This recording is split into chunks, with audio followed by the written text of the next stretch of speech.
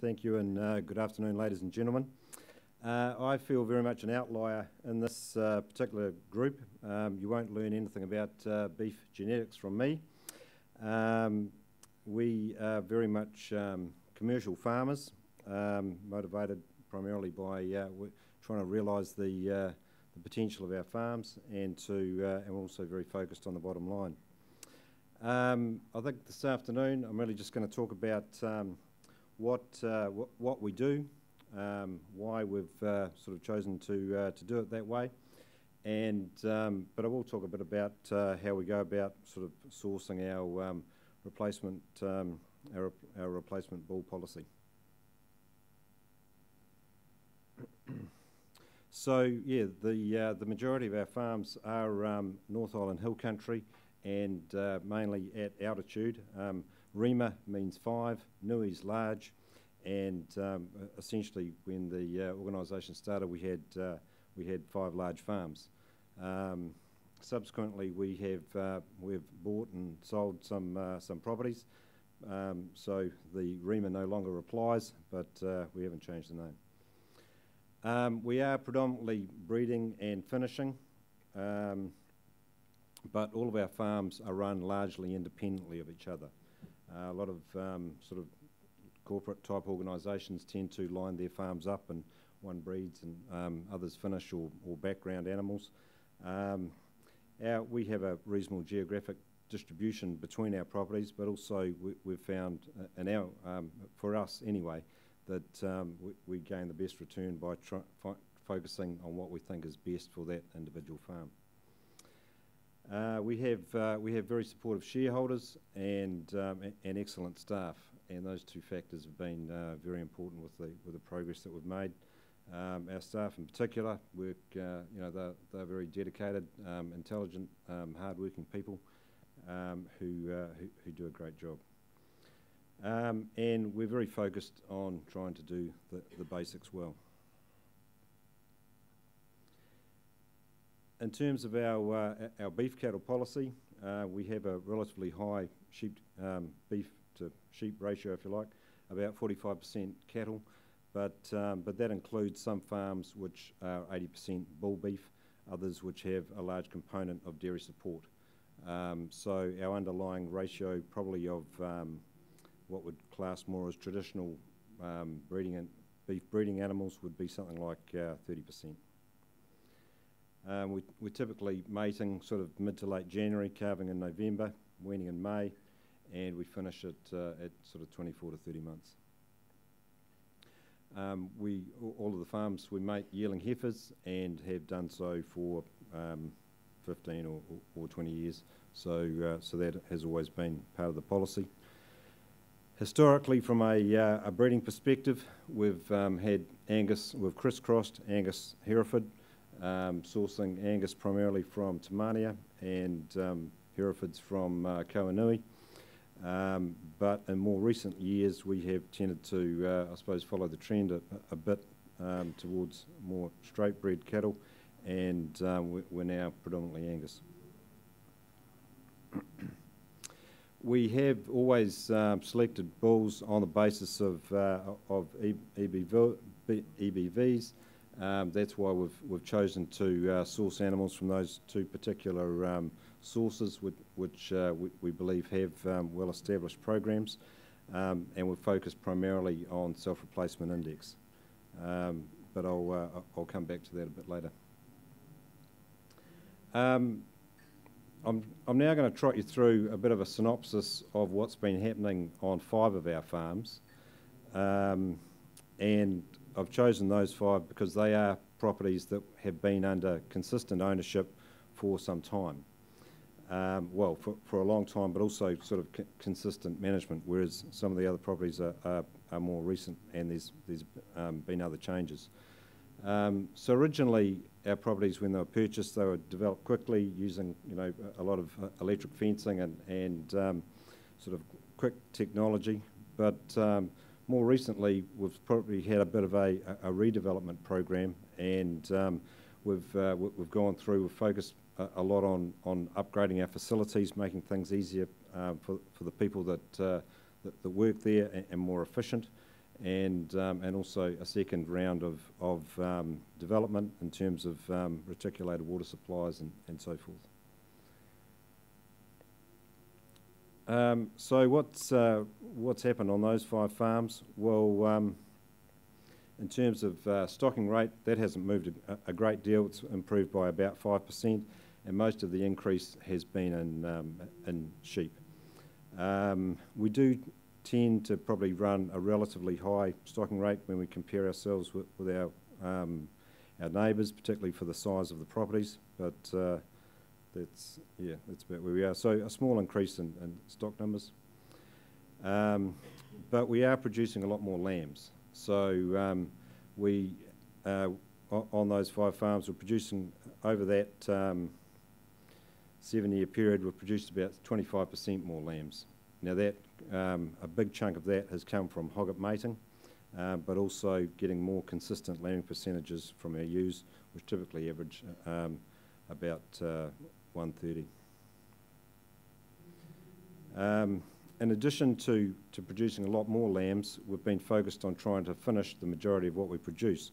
So we're now finishing a lot more lambs, and in fact the proportion that were finished has increased by about 50%.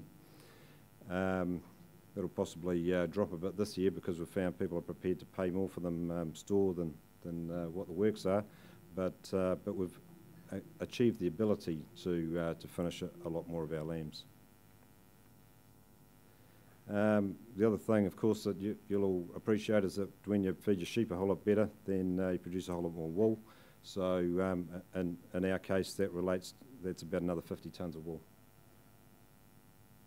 We have Romney ewes, by and large. But when we look at our cattle data, we come up against the problem that Jason alluded to earlier, and is what we see as commercial farmers. And in fact, the number of calves weaned from our farms has remained relatively consistent over that same period. And we get small fluctuations. We like to believe that we are getting a bit higher proportion of our yearling heifers in calf, but by and large, the numbers of calves that we're producing from a relatively similar number of size breeding herd is much the same. And when we look at our average carcass weights, we see the same sort of trend.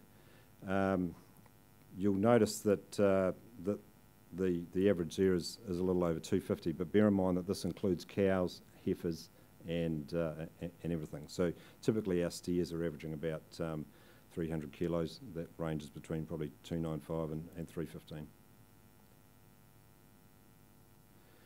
So when we look at our total output over that period of time, we see that we are producing a lot more. In fact, we're producing about another 400 tonnes of carcass output, but that again is predominantly from the sheep side.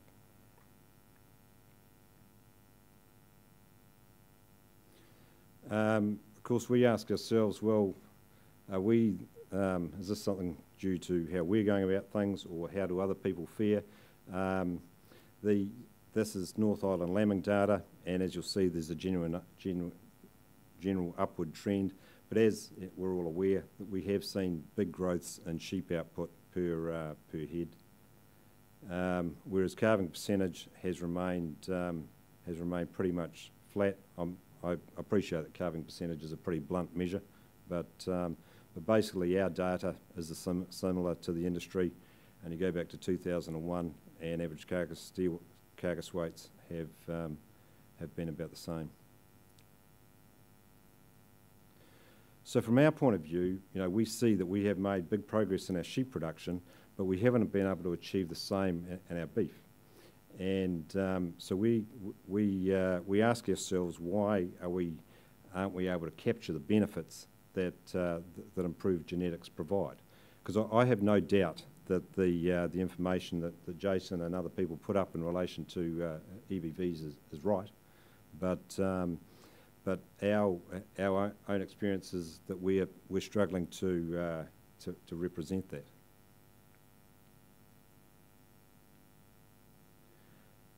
In terms of the implications for that and how we go about sourcing our bulls, well we need scale. We're purchasing 40 or 50 a year. Historically, or prior to probably 10 years ago, we were probably guilty of jumping around a bit, and it's easy to change breeders every year. You know, there's always somebody who sort of has got a good pitch and a story to tell. But as a breeder or commercial breeder in the long term, we know that we need to try and resist that. But so now when we change farm managers, people who sign up with us are also signing up to the breeding program, because it's very easy to lose half your bulls on a blocky test or whatever when you have a new manager on the property.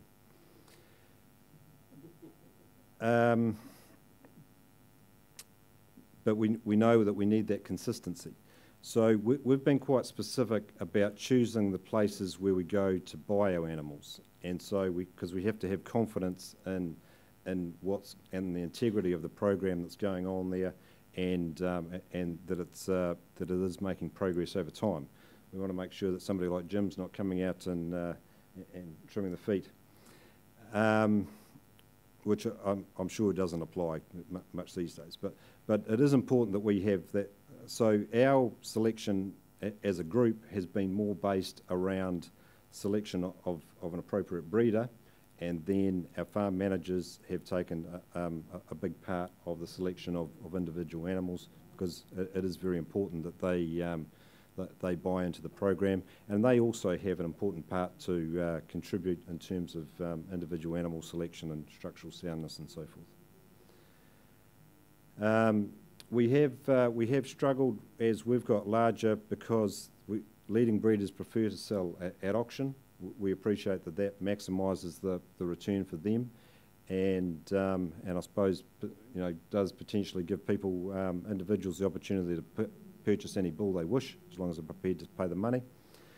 But that sort of system doesn't work well for us. We really need to work to some sort of budget, have some sort of certainty around the sorts of animals that we're sourcing. So as our size and bull requirements have increased, we have increasingly struggled to purchase in that manner. So primarily for that reason, we have more recently, with the assistance of our genetics provider, established a multiplier herd, and we initially did an analysis with Abacus Bio, and basically weighed up the loss and gain associated with an increased generation interval against the ability to raise the specs of the animals that we're purchasing. In the case of sheep, we elected to maintain the status quo, but in the case of bulls, we've moved into that sort of program for a chunk of our requirements. We still purchase some animals from the outside. So that's us.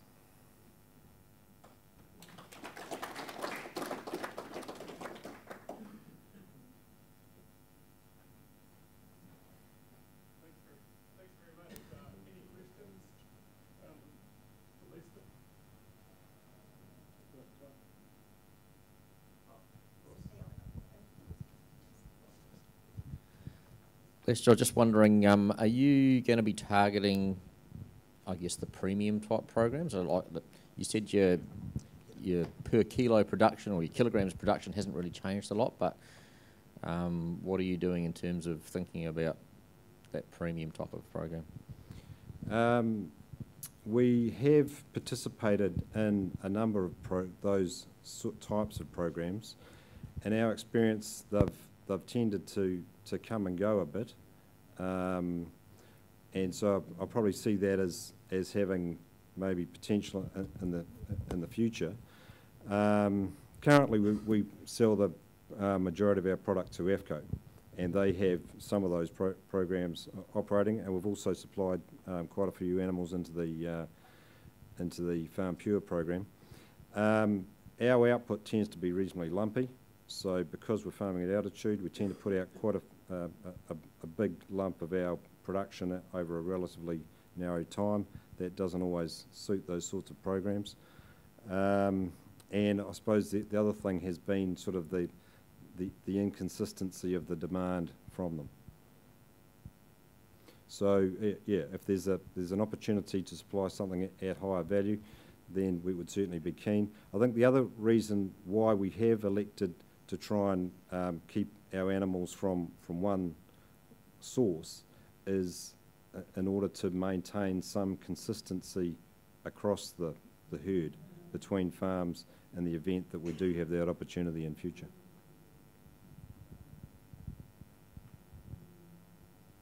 Do you see an opportunity for crossbreeding to increase your tonnage of beef, or the other side has it slipped since you've gone to one breed?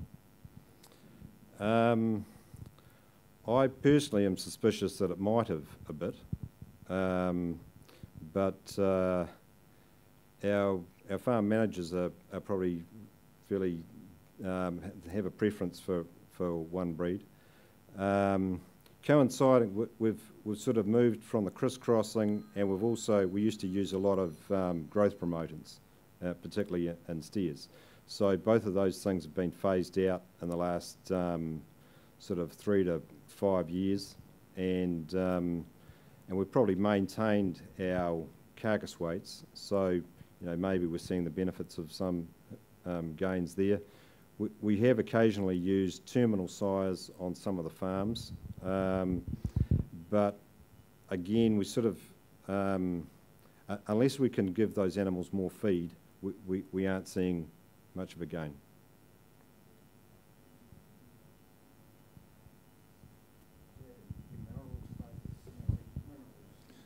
How many commercial cows has Rimanui got altogether, including your acquisition of Lochinvar?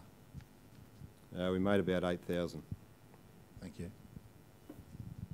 What about your mineral status with your cows to put your extra weight and gains and that in your beef unit? Because I was a dairy farmer, we changed our minerals with our cows and the production went up like that. The empty rate dropped like that, and we had that many extra cows. The next year we didn't know what to do with them. By just changing that, getting a specialist to itemise everything, go through a grass and etc. Because salt blocks don't work on their own, Sure. Well, we do test our animals for their mineral requirements. The majority of our animals are supplemented with copper, for example. We add both selenium and cobalt to our fertiliser, particularly on the Central North Island farms, and and we do test periodically. But we by and large have good conception rates. But our cows, all of our cows calve unassisted, spread out amongst the ewes, and so yeah, and those sorts of systems where they have very low labour inputs, will experience some losses, and also some of those losses are difficult to do anything much about. We don't know how we go from getting 100% scanned and calf to 86% marked.